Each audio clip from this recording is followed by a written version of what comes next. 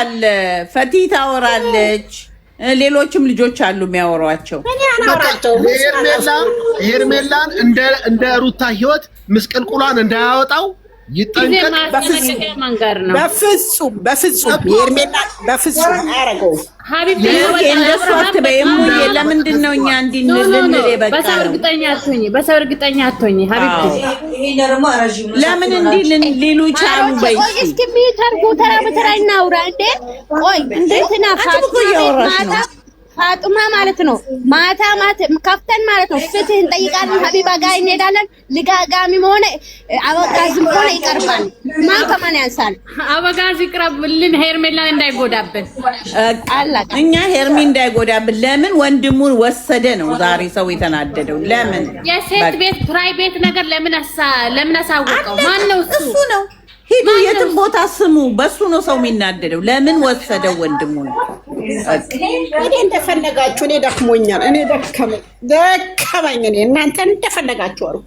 እሙዬ በቃ ሰልችቶሻል ብለሽ አንቺ ሄድሽ አብረሽ እንዲጎዳ ለምን ያፈለግነው? ግን ሄርሜላን ማስከበር አለበት እያልን ነው። ሀቢባ ጋር የሚቀርብልን እኮ እኔ በቃ ያን የሰሞረ የሰማ ትዳሩን አጥቷል። የሩታ ትዳር ሲጀምር ጥፊ ትርፉ ምንም ትርፍ የለውም። ትምህርትም የለውም። እኔ እኮ ቪዲዮ ሰርቻለሁ። ኤልዱ የስራሽን አይቼዋለሁ። ቡርማን ነው ደግሞ ሁሉም አቤላም ያገናኘው። አቤላም የስራውን ይስጠው። በቃ ይሄን ነው ምነው። ፋጡማን አስገባትና እሷ ቤት ቫይራል ስለሚወጣ ማታ ገብተን እሷ ትቀርባለች። አበጋዝም ይቀርባል። ሸልዬም ትቀርባለች። አለቃ። ከዛስ ምን ይደረጋል? እስቲ ንገሩኝ። ምን ያመጣሉ? ከዛስ የሚደረገው ይደረጋል። በቃ ስራ አንዱን መርጦ ህይወቱን መምራት ነው። ሌሎቹን ዝባትንኬ ከህይወቱ አውጣ። ስራም ከሆነ ከሷ ጋር እንዲሰራ ነው። ዩቲዩበሩ ካለዛ ዩቲዩበራችን በልጅቷ ህይወት አይጫወት ነው። የማን ህይወት ነው የማይጫወተው? የሄርሜላን አይመለስም። የሄርሜላን ህይወት እሱ መች ተጫወተ? መች አየን እንደተጫወተባት? ገና እኮ ነው። ተጀመረ። የማንንም ፈረንጁን ተቀበለ። ለምን ወንድሙ ወሰደ? ኤፍሬምን አመጣ። ተጀመረ። ቤት ወሰደ። ወንድሙ ደግሞ እንዴት እንደሚጨባለቅ አይተሻል። ከዚህ ጸጉሯን ይገረጋግ ምናምን አስደፈራት ማለት ትችላለሽ። ወንድሙ ባለጌ ነው። ስጋም ቢሆን ባለጌ ነው። አይለወጥም። መቼም አይለወጥም። መቼም አይለወጥም። ልጋጋ ማለት ነው። አይ ሙዬ ዝም በሉ አትበይ እንዴ። እሱ ነው ያናደደን እኛን። ለምን ይወስዳል ወንድሙ? እስኪ ተደማመጡ። ፋጡማን ስማት። ቆይ ፋጡማን ነው መጣች መሰለኝ። አዳምጡ። ኤፍሬም ካሜራ አስቀምጦ ነው የወጣው ሄርሜላ ቤት። ቁርጣችሁ ነው እኮ አለ።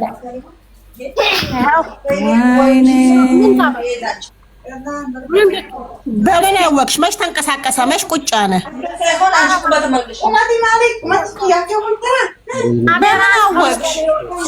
በምን አወቅሽ? መች ተንቀሳቀሰ? መች ቁጭ አለ? መች ተቀመጠ? መቀመጥ አያስፈልገውም፣ መቆምም አያስፈልገውም። ትንሿን ካሜራ ማድረግ ነው የሚጠበቅበት። በቃ የሚሰራውን ስራ እማዬ ዛሬ እኮ ቁልፍ የምታክል ካሜራ አለች እኮ። አውቃለሁ ብዙ ነገር እና ማስጠንቀቅ ነው ማስጠንቀቅ። እሺ ያኛው ነጭ እንደሚሰሩ ይቀርጣል። በስልኩ ይከታተላል። ከዛም በኋላ የራቁት ፎቶ ላይባቸው ይችላል። ሳሎን ላይ ናቸው። ወይኔ ጉዴ! ፋጡማ እኔ ዝሙት የተማርኩ ነው። ስለዚህ ፍትህ ሀቢባ ጋር እንድትቀርብ ፍቅርም ቀርባለች። እነሱ ይቀርባሉ። አንቺ ቤት ይቅረብ።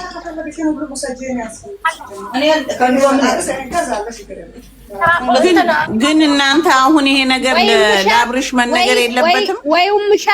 እምሻ ቤት ወይ ፋጡማ ቤት ማታ ተከፍተው ቤቱን 24 ሰዓት እኮ አልሞላውም። አብርሃም ቤቱን ታየው 24 ሰዓት አይሞላው። ወንድሙን እንዴት ቤት እኮ ይመጣል? ወጥቶ ያመጣው ወንድም እኮ ችግር የለም ቢመጣ። ወንድምየው ባለጌ ስድ ነው። ምን እያደረገ ነበረ?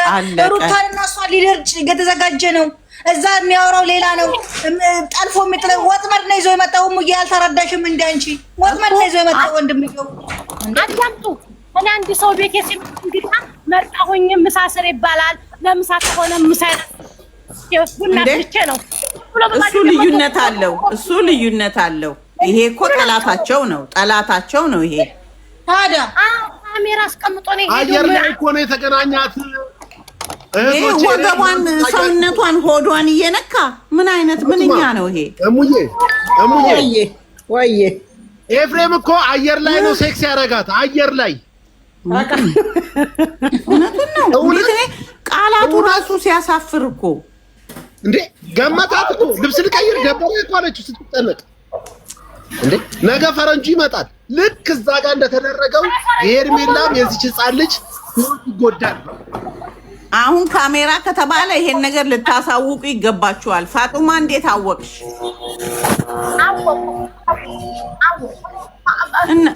እና ካወቅሽ እኮ መናገር አለብሽ ታዲያ። ልጅቷን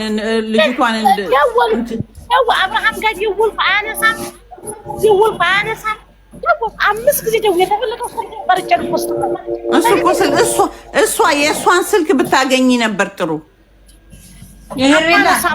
የሄርሜላን ችግር የለም ፋጡማ በውስጥ ታወሪያታለሽ። ግን ልንገርሽ ሸልዬ ትቅረብልን ነው አሁን ፍትህ ሸልዬ ሀቢባ ጋር ትቅረብልን። እቺ ሩታ የምትባለው አይከታም እና አበጋዝ